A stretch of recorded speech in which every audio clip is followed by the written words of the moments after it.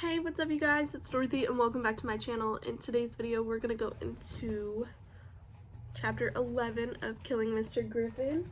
Bruce, knock it off, boy. He's trying to get into everything this morning.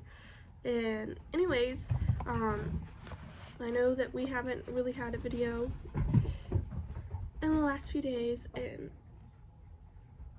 that has been my fault. I've been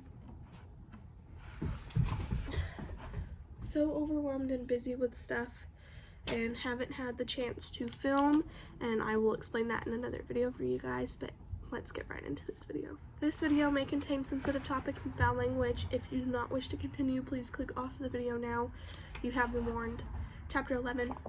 Susan McConnell came to the office. "Come to the office, please." The loudspeaker in the ceiling over the door blared the words throughout the room, and Susan, sitting hunched over in her history notebook, felt her heart drop into her stomach with a sickening thud. It was the moment she had been anticipating ever since she had arrived at school that morning, to see Dolly Luna, bright-faced and cheerful, perched on the corner of Mr. Griffin's desk. "Mr. Griffin isn't here this morning," she had explained, "so I'm subbing for him. I haven't been able to find his notes for today's class, so we'll just have to play it by ear. I guess you'll have to tell me where you are in the book, and maybe we can read aloud or something." She had smiled brightly. "My name's Miss Luna, but if you promise not to tell anyone, I'll let you call me Dolly." And so they had read, or rather Dolly had read, her literal voice carrying Ophelia Galley through her tunnels of maddening voice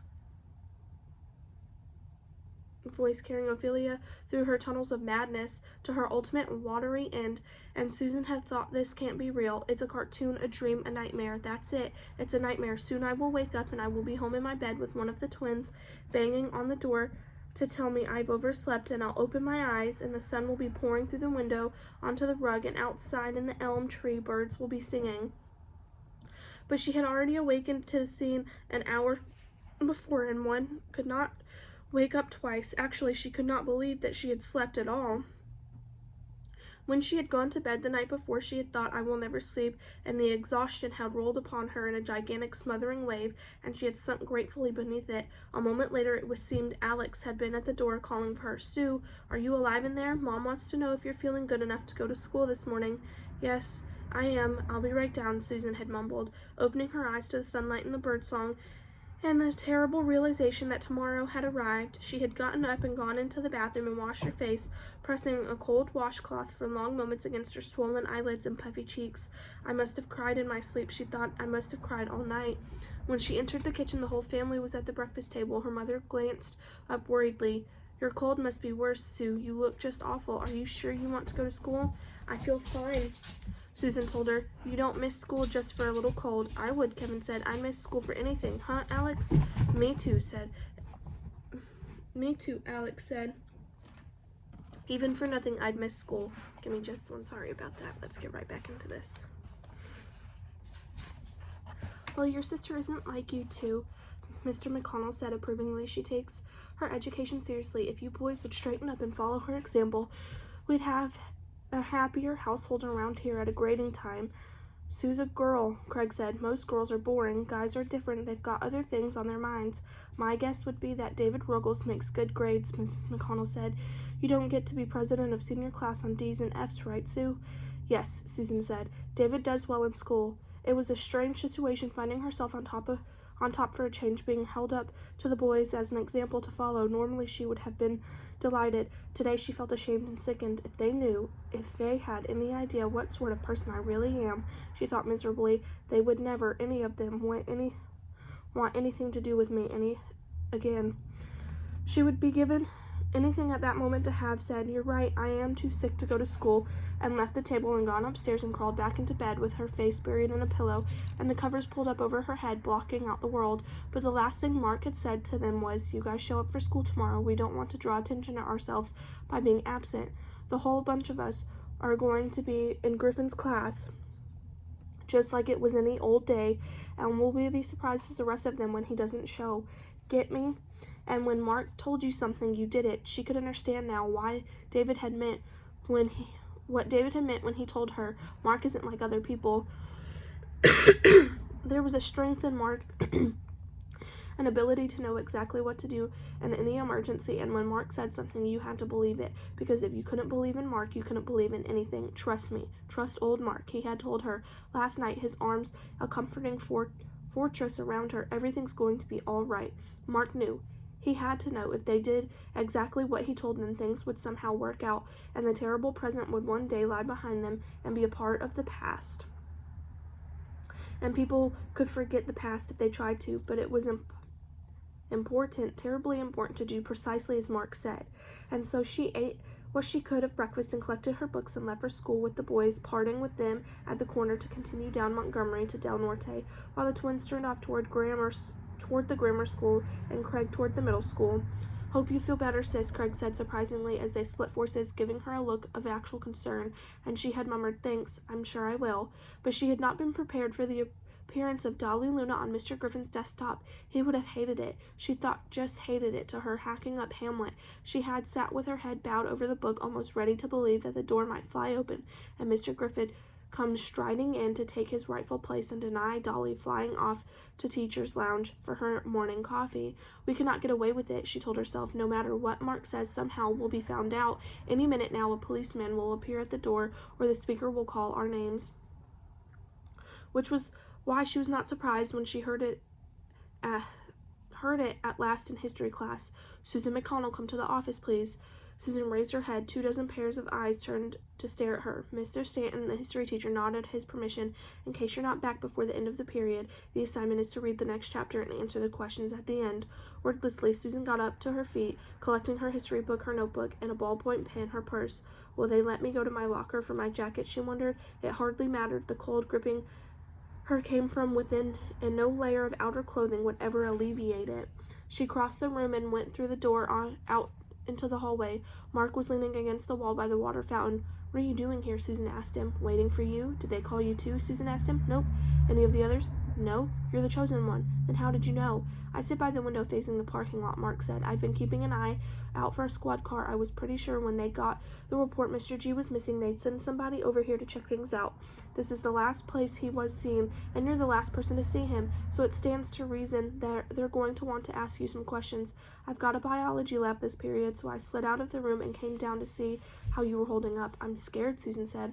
I don't know what to tell them. If they found out everything, they haven't found out anything, Mark said. Not one thing, and don't you forget it. All they know is that Mr. G didn't go home last night and didn't come to work this morning.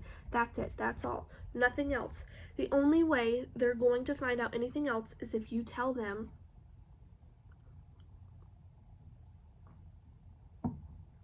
I need the coffee to help my throat. They'll ask me questions, and you'll give them answers. You've got nothing to hide, right? So tell them the truth. You wanted a conference with Mr. G to talk about your grade on the test. You met him when school let out. You talked about whatever it was. Tell them there's no reason to hide anything there. He said I was bright enough but sloppy, that I messed myself up by not paying attention to details. He said that in his class an A meant perfect, and that nobody in the class, including me, was doing perfect work, but that I was probably capable of it if I made the effort. Okay, what else? He said that I was spoiled, that we were all spoiled because we're used to overgrading, that so few high school students take their work seriously, that anybody who seems to be doing anything stands out, and teachers reward them with A's even though they don't deserve them because they're better than the others. And because they get A's, they think they're doing great, and they never even try to push themselves into doing the best work they can possibly do. That sounds like him, that bastard. F's for everybody, so they'll try hard on anything else. Not really. We talked about the test where I had made mistakes and stuff like that, and some about Shakespeare, what he meant by certain lines that I hadn't understood. When it was over and we started to leave, he started talking about Hamlet's feeling of guilt over Ophelia's death, and whether or not that really changed him as a person. That's why I had to walk out to the parking lot with him. I hadn't meant to, but I couldn't just say see ya and walk away from him when he was in the middle of a sentence, and he seemed to take it for granted that I was going out that way. So you walked him out to the lot, and then he asked if he could give me a ride home. No, he didn't. He didn't? Susan asked blankly. Nope. He had other plans, and taking you home would have interfered with them. In fact, all the while you were having your conference, he acted sort of peculiar. He kept checking his watch and glancing out the window. Sometimes you'd ask him a question, and he'd act like he didn't hear it. His mind was on something else. But that's not true, Susan said. Sure, it's true. How else would a guy who had a lady friend on his mind. I don't understand. When you walked out into the parking lot with the guy, you started off in the direction of home, and then something about the way he'd been acting made you look back. He was getting into his car, and there was a woman in it, but there wasn't. A real doll, blonde and foxy, young, maybe 22 or so, a really sexy, sitting up front right next to the driver's seat. I can't say a thing like that, Susan exclaimed. Of course you can. You can say anything you want to. You're the last one who saw him, aren't you? Who else is going to know who was in the car? You're the one who saw him get into it and drive away. But why, Susan asked, why make up something like that? What good will it do? It'll lead them away from us right now. What do they have to suspect of having a hand in this? Students? Maybe not us exactly, but students in general. Who else did Mr. G have in his life? And when they start going over the students in his classes, they're going to zero in on a few people who've had some bad problems with him. That means me and maybe Jeff, and once they hit on us, it'll follow pretty quick that the rest of you get nailed too. So what do? We throw in a girlfriend, and right away there's a whole new look to things. There's a secret part of Mr. G's life that nobody knows about. Who is this woman? Where did she come from? How come they were driving off together? Who's going to think about students when there's a sex scandal to worry over? I can't do that, Mark, Susan said shakily. Mr. Griffin was married, you know. How would his wife feel hearing something like that? She'd think he ran out on her. What's so bad about that? It's a kindness, baby. If she loved the guy, and it's hard to believe anyone could, wouldn't she rather think of him off having a good time someplace, even if it wasn't with her, than dead? Well, when you put it like that, you better get moving. We've been standing here talking 5 minutes, and they're down there at the office waiting for you. Mark, come with me, Susan said pleadingly. I just can't do it by myself. We could say you were with me after school, and that you waited for me until the conference was over, that you and I both saw the woman in the car. No way, Mark said firmly. You're Miss Innocent. Stick me in the picture and we've lost the ball game. You can do it, Sue. You'll do great. I'm scared. Don't be. It'll be simple as pie. A girl like you who's going to doubt her. Now on with the show, babe. And remember, I'm counting on you. Excuse me. He laid his hand briefly on her shoulder.